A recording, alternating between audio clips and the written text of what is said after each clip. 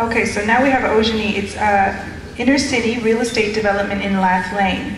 It's now in the final stages of construction. The green swing has influenced a re-evaluation of building codes in the town of Victoria Park to accommodate sustainable practices. In her spare time, Ojani studies towards a master's degree in sustainable urban and regional development at Murdoch University, and Ojani was a speaker at Perth Green Drinks in 2011. Welcome.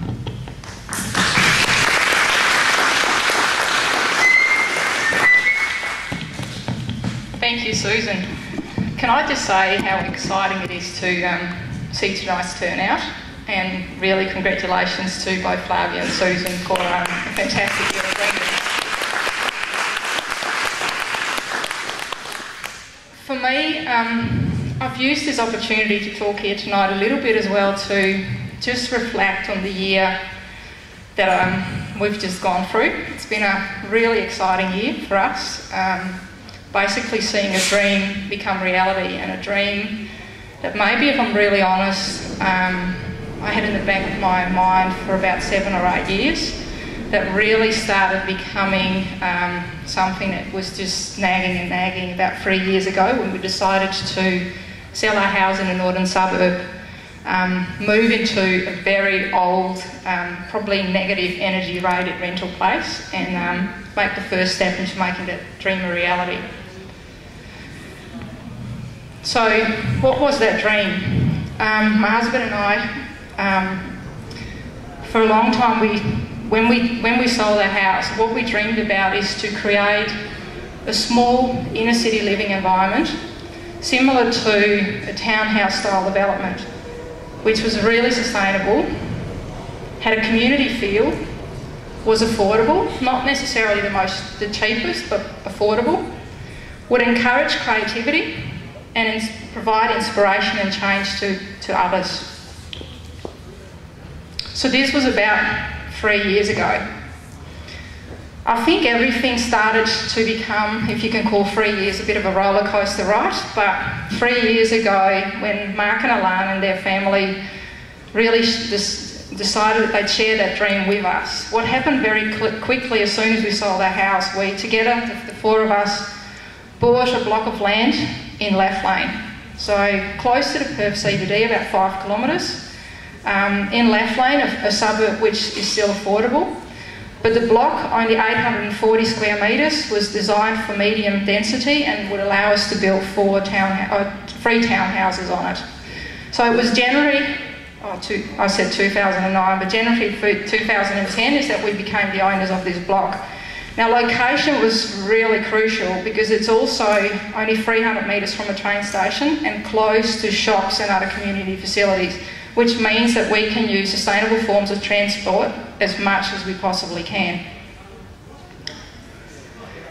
Just want to take you back, because not everyone here may actually be aware of the green swing. I just want to show you a little bit about what a typical townhouse development would look like. I mean, we all know it amidst the big driveway that goes right till the end, so that everyone's got vehicle access to their house.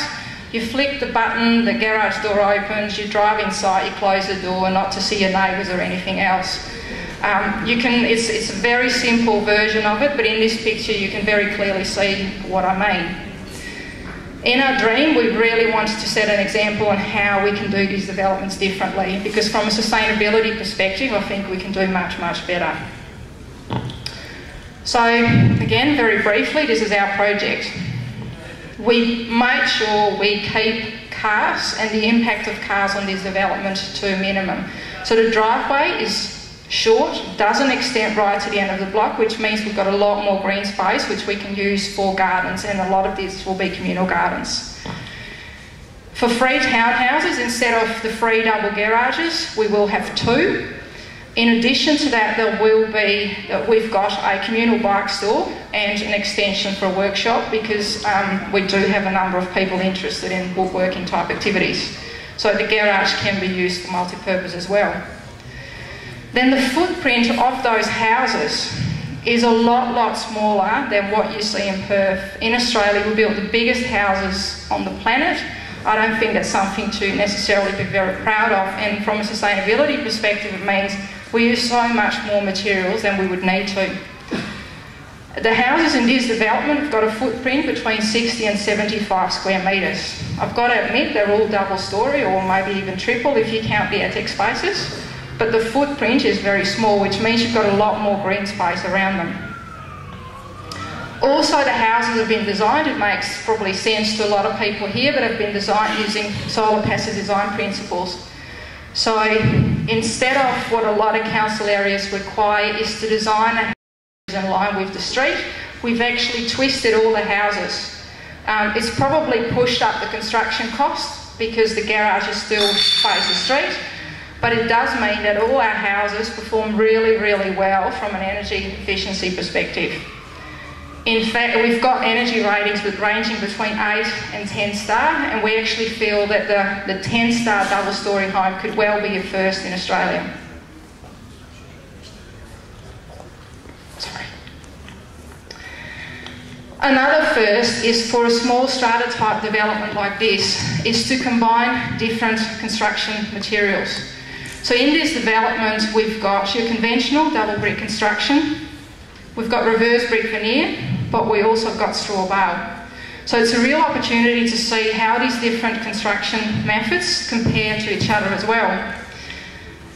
And those choices have been really important because what Richard's just talked about, we have done a life cycle assessment, and being very conscious about the materials that we've chosen has partly meant that the embodied energy in this development is very low compared to a conventional development.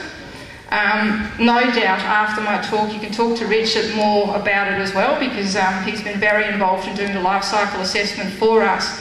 But what struck me as well when I looked at the results of what eTool did is one of the things that have really contributed to our development in doing so well from a life cycle assessment is the simple fact that we've built 3 houses on a small block close to the CBD, which means that the likelihood of these houses being bulldozed within 40 or 50 years, which is very common in Perth, is highly unlikely. The community interaction in this development has been really important and a very important design criteria for us. It's simple things that, and I know Mark was, and I'm very grateful, was very strong about just having the front doors all facing the communal courtyard. The very simple fact that if you do use your garage, that you've actually got to walk or use your bicycle to get to your front door, which increases the chances of bumping into your neighbour and to have that little bit of community interaction. Walking from your garage to your house apparently is so unusual that we've had council officers recommending that we maybe should reconsider this design aspect of our development. We didn't do that. And in our development too, most of the outdoor spaces, apart from the small courtyard areas, are communal. So we really want to try and avoid having the development being split up by fences. I get a little bit claustrophobic. I mean, don't get me wrong, I like a bit of private space as well. But I think it's important that we use this land for some food production and just enjoyment.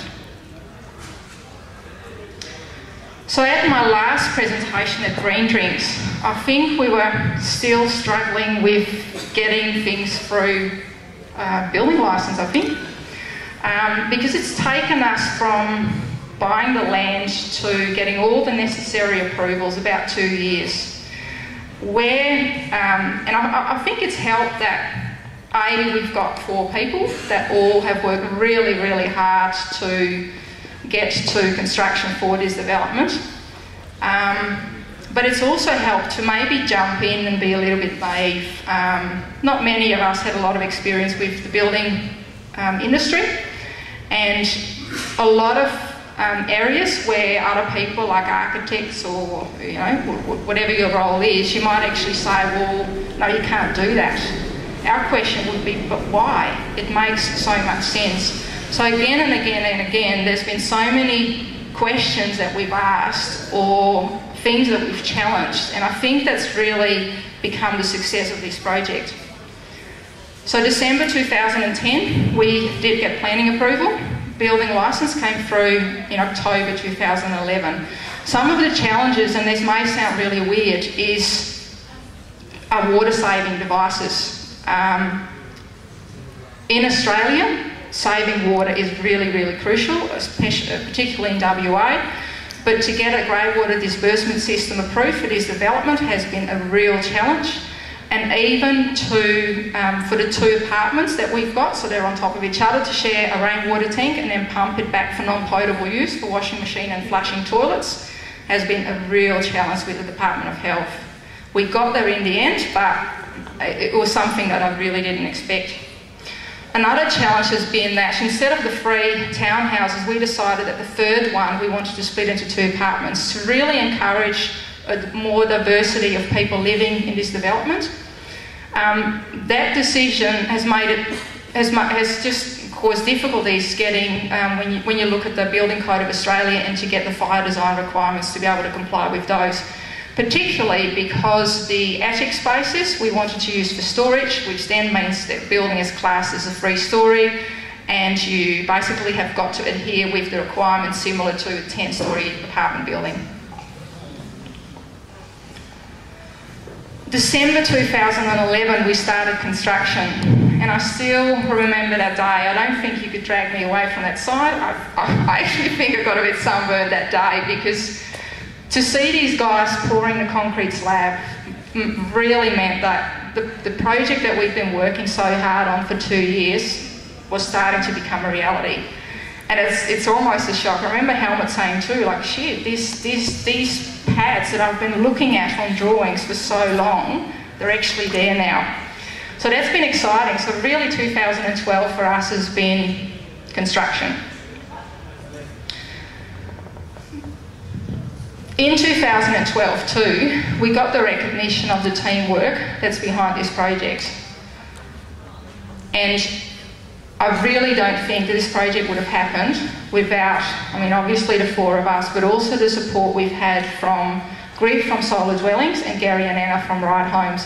They've so been behind us and helped us to get to where we are today. And then there's all those other people as well who've been sharing their knowledge and experience with us, which has been absolutely crucial. The project in 2012 was winner of the HIA Green Smart Partnership Award, so I think it's a great recognition. This month, I think we're only a couple of weeks away, we expect the project to be completed. A lot of people ask me, when is it going to be finished? Well, if finished means moving in, I'd say a couple of weeks. If finished means having the paving done and the gardens and everything else, I think you need to probably wait a little bit longer. This is what the development now looks like from the earth. I want to talk to you very briefly too about something that's not our block, but that's next door to us. It's a stormwater drain, and we know we've got a lot of them in our urban area.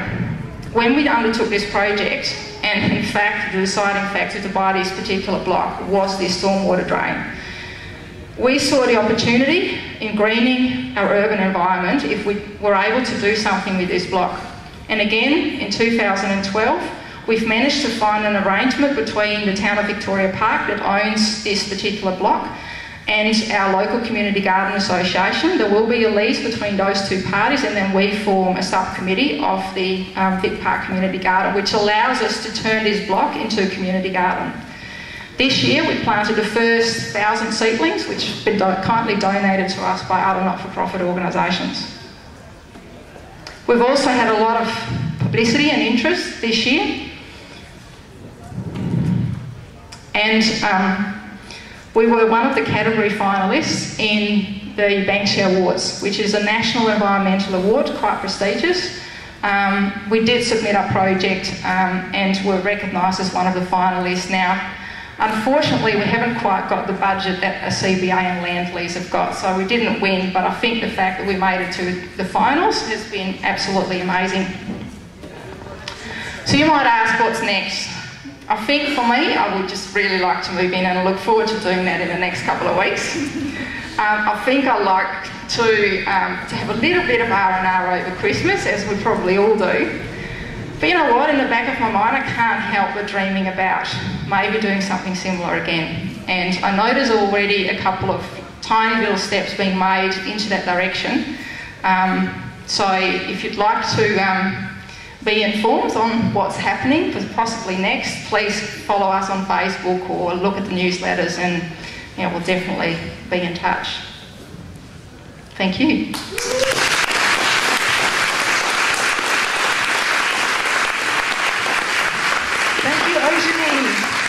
I just wanted to say to everyone, thank you for your patience. We did start a little late, and we've gone a little over time, and I'm just going to take up a couple more minutes of your attention to make some announcements, and then there will be music.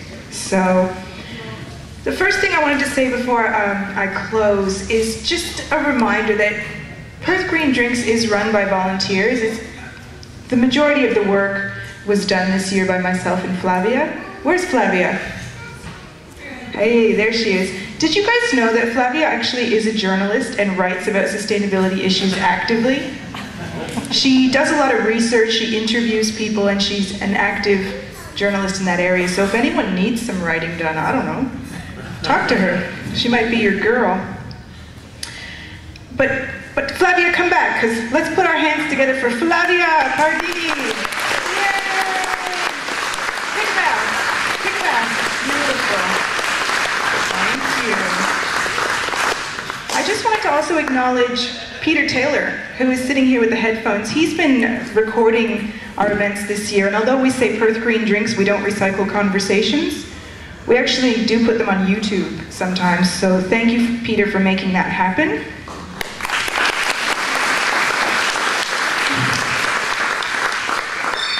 Once again, Central Institute of Technology has been our faithful sponsor this year, so thank you, Central. Is there anyone here from Central tonight? Beautiful. Thank you, Central. Again, Little Creatures Brewery provided that beer and cider that some of you enjoyed, so thank you, Little Creatures.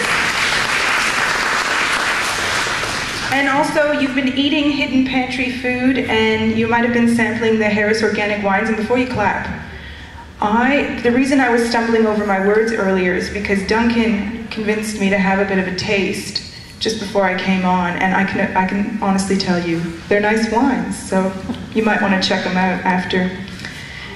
The other person, so Hidden Pantry, Harris Organic, yes. Thank you. We're just about to hear some tunes by Junkadelic, and they've come, we haven't paid them, they're just here to provide for your musical entertainment, so please give it up for Junkadelic.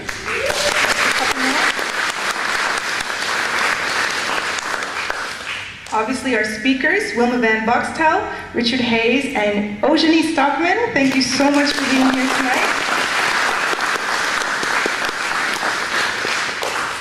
A lot of work went into tonight, and there were a couple of expenses. In particular, there was a couple of licenses. We had to get a liquor license, and we also had to get an APRA license for the band. So if you're opposed to paying for the liquor license, you can just consider your money going towards the APRA license. And that was about $105. Any leftover donations are going straight to City Farms, so don't worry about that. And my final is just thank you all for coming, and I now invite you to join us for more food and drinks and networking and music by Junkadelic. Yay!